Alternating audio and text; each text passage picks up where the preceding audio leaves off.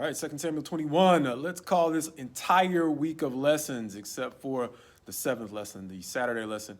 Let's call it settling accounts, because I don't know a whole lot about accounting, but I do know a little bit about Google, and I got a chance to look up a couple of accounting terms. One, settling accounts, which is more or less the closure of an outstanding debt, which seems to be what's happening during this transition between David and Solomon. But there's a related account that I stumbled upon before, assuming it meant the same thing as settling accounts, and it's more like closing accounts, because when I looked at thinkthisisthebusinessprofessor.com, they basically said closing accounts involves two different time frames.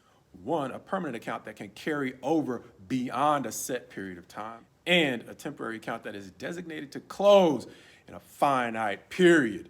And so with that, I think we are going to see in this chapter, David having to settle some accounts before he can effectively move on to handing the throne over to Solomon. First and foremost, Saul has left some unsettled accounts, and David's going to find out about it the hard way. See, Israel is going to stumble into 3 years of famine, and sometime around the third year of the famine, David's going to actually get desperate enough to inquire of God, what's going on? And God's going to answer him that there's still blood guilt on the land from Saul being zealous. As a matter of fact, probably overzealous for the people of Israel against the Gibeonites, who were people that were supposed to be removed from the land, but for the covenant that they reached with Israel. Even though that covenant was based on false pretenses, God expected them to honor that covenant, and Saul did not so much do that. And so in his zeal for Israel, he ended up trying to kill or get rid of the Gibeonites, and God held the nation accountable for Saul's sins. And so even though it was not David's fault, part of leadership is taking responsibility. And so I've heard that many times, and in this chapter we get the chance to see David doing exactly that, taking responsibility as a leader for a sin he did not commit, because the people are suffering under Saul's old unsettled debts. And so in this temporary account, what he is going to do is go and ask the Gibeonites, what can I do for you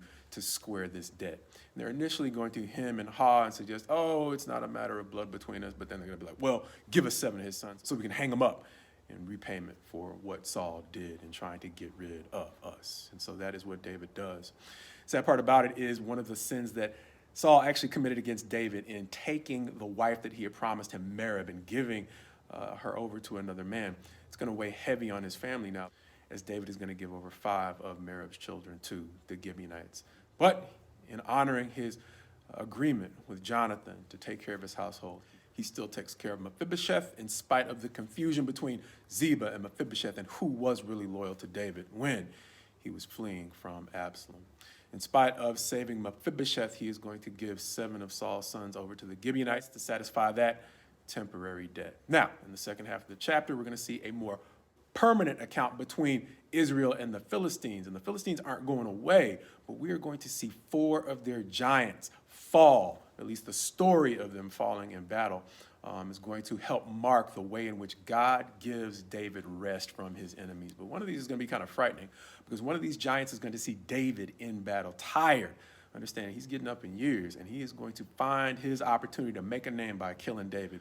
But Abishai, his cousin, brother of Joab, 2 that are known for being hotheads, even though they have made some decisions that have potentially gotten David into trouble, Abishai, at least, not Joab, is going to come to David's rescue and save him from one of the Philistine giants. And the rest of the chapter is going to go on to talk about, as we mentioned, 3 other Philistine giants that are going to fall in battle, not necessarily ending the period of the giants, not necessarily ending Israel's conflict with the Philistines, but, as we mentioned, with closing accounts, whether God is giving David rest permanently from Saul's sin against the Gibeonites, or he's simply giving him rest from a lingering account or conflict with the Philistines. This is a chapter in which God is giving David rest and thereby enabling David to pass the throne on to Solomon with a semblance of peace, one which David is going to thank God for in the next chapter, as we continue on in this week's story of the way in which God helped David settle accounts.